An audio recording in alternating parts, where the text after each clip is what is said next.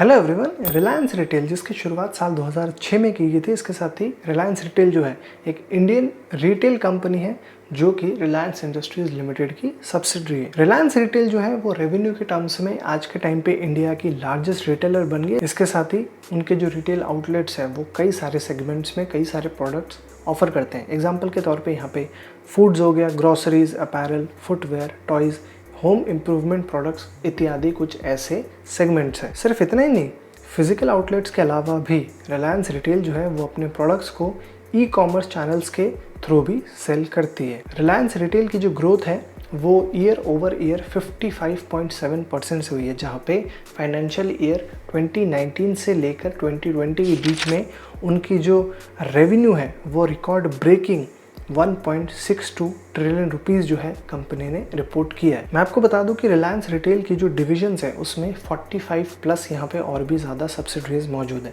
तो आज के इस वीडियो में हम कुछ ऐसे ही सब्सिडरीज या फिर स्टार्टअप्स बिजनेसेस की बात करेंगे जिनको रिलायंस रिटेल ने यहाँ पे एक्वायर कर लिया है ताकि वो अपनी रिटेल प्रेजेंस को इंडिया में बढ़ा सके। इसके साथ ही ये भी बात करेंगे कि किस तरीके से रिलायंस रिटेल जो है वो रिटेल स्पेस में अमेज़ॉन, फ्लिपकार्ट को यहाँ पे टक्कर दे रहा है। सबसे पहले यहाँ पे कुछ ऐसे स्टार्टअप्स कंपनीज की बात कर लेते हैं जिनको रिलायंस रिटेल ने यहाँ पे एक्वायर कर लिया है। सबसे पहला है आपका फाइंड। फाइंड एक फैशन ई कॉमर्स प्लेटफॉर्म है जिसकी शुरुआत साल 2012 में की गई थी। इसको जो है शुरू किया था आपके फारूक एडम, हर्ष शाह और श्री रमन एमजी ने। फाइंड जो है वो आपका ऑफलाइन टू ऑनलाइन यानी कि O2C मॉडल के ऊपर काम करता है, जहाँ पे फाइंड जो है जितने भी प्रोडक्ट्स होते हैं दूसरे कैटेगरीज में उनको डायरेक्टली सोर्स करता है।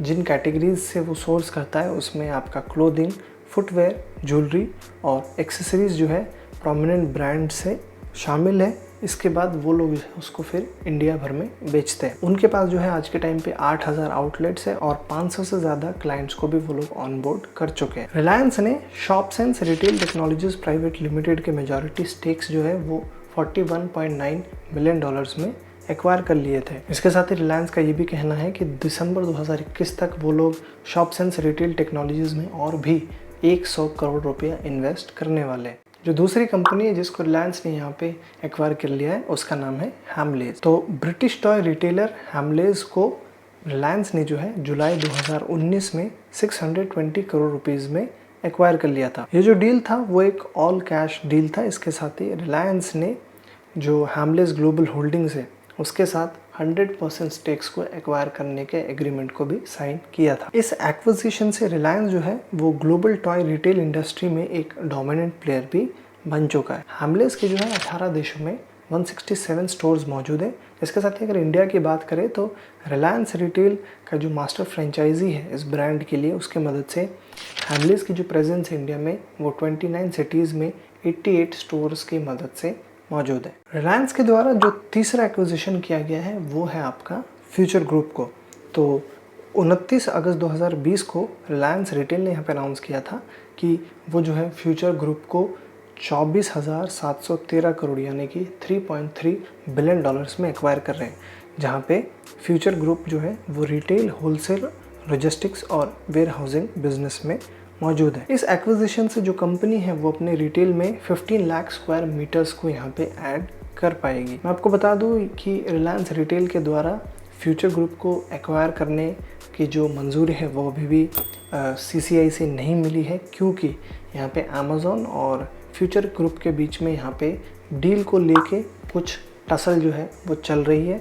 जैसे ही उसके बारे में आगे डिटेल्स आएगी हम आपके साथ ज़रूर शेयर करेंगे। जो चौथी कंपनी है जिसको रिलायंस ने यहाँ पे एक्वायर किया है उसका नाम है online pharmacy startup Netmeds. Netmeds को रिलायंस ने 19 अगस्त 2020 को $83 मिलियन में एक्वायर किया था, जहाँ पे उन्होंने नेटमेड्स में मेजॉरिटी स्टेक खरीद ली है। रिलायंस का यहाँ पे ये कहना है कि नेटमेड्स के एक्विजिशन से जो रिलायंस रिटेल की एबिलिटी है कि भाई वो अफोर्डेबल और एक्सटेंसिव हेल्थ केयर प्रोडक्ट्स और सर्विसेज को प्रोवाइड करना चाहते हैं, उसको भी वो लोग इन्हांस कर पाएंगे। नेटमेड जो है वो इंडिया की one of the top online pharmacies में से है जो कि यहाँ पे wide range of health care products में डील करता है, जैसे कि आपका हाई क्वालिटी प्रिस्क्रिप्शन मेडिसिन हो गया, over the counter pharmaceuticals, general health care products, Ayurvedic medicines, homeopathic medicines इत्यादि इसमें कुछ शामिल है। जो पांचवी कंपनी जिसको रिलायंस रिटेल ने यहाँ पे एक्वायर किया है वो है आपकी मनीष मल्होत्रा ब्रांड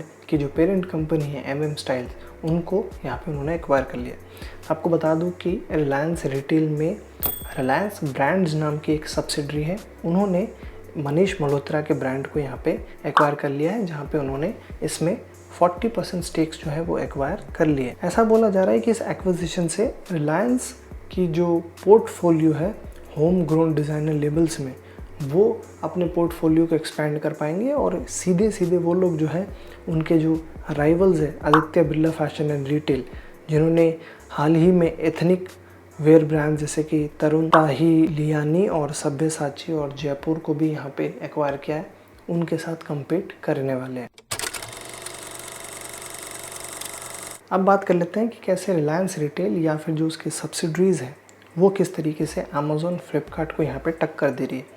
फ्लिपकार्ट को तो हम ज़्यादा नहीं बोलेंगे, बट अमेज़ॉन के साथ वो यहाँ पे बहुत ज़्यादा खतरनाक कंपटीशन में है। सबसे पहले तो मैं आपको बता देना चाहता हूँ कि इंडिया की जो रिटेल इंडस्ट्री है वो 2020 में $800 बिलियन की थी और ऐसा एक्सपेक्ट किया जा रहा है कि 2026 तक यही आपका जो मार्केट साइज़ है वो बढ़कर $1.75 ट्रिलियन का हो जाएगा। और इसी अपॉर्चुनिटी का भरपूर फ़ायदा उठाने के लिए रिलायंस और अमेज़ॉन जो है वो यहाँ पे बुरी तरीके से एक दूसरे के साथ अभी भिड़े हुए हैं। अमेज़ॉन जो कि आज के टाइम पे दुनिया का सबसे बड़ा मार्केट प्लेस है, लेकिन वो जो है कुछ मामलों में पिछड़ रहा है। जैसे कि अमेज़ॉन के पास इंडिया में 15 स्टेट्स में 60+ वेयर हाउसेज है। वहीं पे अगर बात करें रिलायंस की तो उनके पास 1200 से ज़्यादा माइक्रो वेयर हाउसेज हैं और ये जो माइक्रो वेयर हाउसेज है वो 7000 से ज़्यादा सिटीज़ में मौजूद है। दूसरा पॉइंट यहाँ पे ये है कि अमेज़ॉन जो है वो ऑल्दो इंडिया के कई सारे पिन कोड्स में डिलीवर करता है, चाहे Tier 1 से लेकर Tier 4 सिटीज़ की बात क्यों ना हो, लेकिन रिलायंस के पास जो है वो एक रूरल इंडिया में एक वाइड स्प्रेड नेटवर्क जो है वो मौजूद है। इसके साथ ही रिलायंस के पास यहाँ पे बेनिफिट इस तरीके से है कि वो लोग जो है अमेज़ॉन से ज़्यादा जो है उनके पास तकरीबन 11,000 ट्रेडिशनल स्टोर्स है। इसके साथ ही वो जो है कुछ घंटों की, जैसे कि 1 या 2 घंटों की डिलीवरी जो है वो यहाँ पे वो ऑफ़र करते हैं। वहीं पे अगर अमेज़ॉन की बात करें, वो जो है यहाँ पे अपने प्राइम मेंबरशिप के बावजूद 1 से 2 दिन की डिलीवरी ऑफ़र करता है।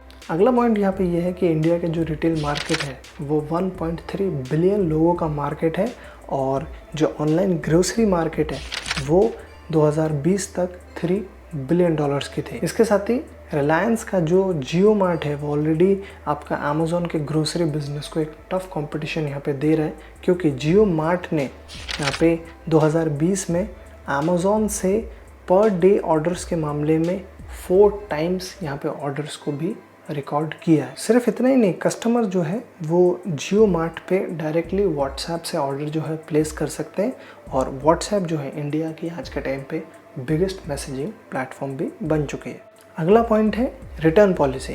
तो हाँ, अमेज़ॉन की जो रिटर्न पॉलिसी है उसके चलते उनको मिलियंस ऑफ डॉलर्स का जो लॉस है वो हर साल होता है, क्योंकि कई सारे प्रोडक्ट जो है कस्टमर्स उनको रिटर्न कर देते हैं, जिसके वजह से उनको लेबर कॉस्ट, ट्रैवलिंग कॉस्ट जैसे जो एडिशनल खर्चे हैं उसमें पैसा खर्च करना पड़ता है। लेकिन वहीं पे अगर रिलायंस की बात करें तो रिलायंस के पास जो है बहुत सारे ब्रिक एंड मोटार स्टोर्स हैं, मतलब उनकी प्रेजेंस जो है यहाँ पे बहुत अच्छे तरीके से, जिसके वजह से इस तरीके की किसी अनयूजुअल कॉस्ट को वो लोग यहाँ पे कम कर पाए और इसके वजह से वो लोग जो है यहाँ पे प्रॉफिटेबल भी साबित हुए। एक तरफ जहाँ पे हम लोग रिलायंस को फ्लिपकार्ट और अमेज़ॉन से तुलना कर रहे हैं, वहीं पे खबर ऐसी भी है कि इस स्पेस में एक और प्लेयर जो है यहाँ पे धीरे धीरे अपनी पकड़ मजबूत कर रहा है। जी हाँ, यहाँ पे मैं बात कर रहा हूँ टाटा की। तो टाटा ग्रुप भी जो है यहाँ पे रिटेल स्पेस में अपनी प्रेजेंस बनाने की पूरी कोशिश कर रहा है, जहाँ पे वो लोग भी यहाँ पे कई सारे एक्विजिशंस कर रहे हैं।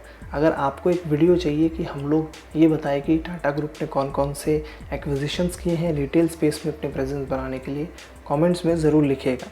वहीं पे टाटा ग्रुप जो है रिपोर्टेडली एक सुपर ऐप के ऊपर काम कर रहा है जिसको टाटा न्यू के नाम से जाना जाएगा, जिसमें कंज्यूमर ड्यूरेबल्स, फाइनेंशियल प्रोडक्ट्स, ये सारी चीज़ें जो है उसमें आपको एक ऐसा प्लेटफॉर्म प्रोवाइड करवा दिया जाएगा जिसमें सब कुछ अवेलेबल होगा। तो देखना अब यहाँ पे ये इंटरेस्टिंग होगा कि आने वाले वक्त में रिटेल स्पेस में यहाँ पे रिलायंस बाजी मार पाता है या फिर टाटा ग्रुप धीरे से आके यहाँ पे वो जो है धप्पा कर देगा, या फिर अमेज़ॉन जो है वो कुछ ना कुछ तरकीब लगा के जो अपनी बादशाहत है उसको अभी भी कायम करने की कोशिश करेगा। ये तो वक्त ही बताएगा। बाकी आप लोग हमें कमेंट्स में बताइए आपको क्या लगता है आने वाले टाइम में किसका पलड़ा भारी होने वाला है, रिलायंस का, अमेज़ॉन का या फिर टाटा ग्रुप का। जो भी थॉट्स है कमेंट्स में ज़रूर लिखेगा।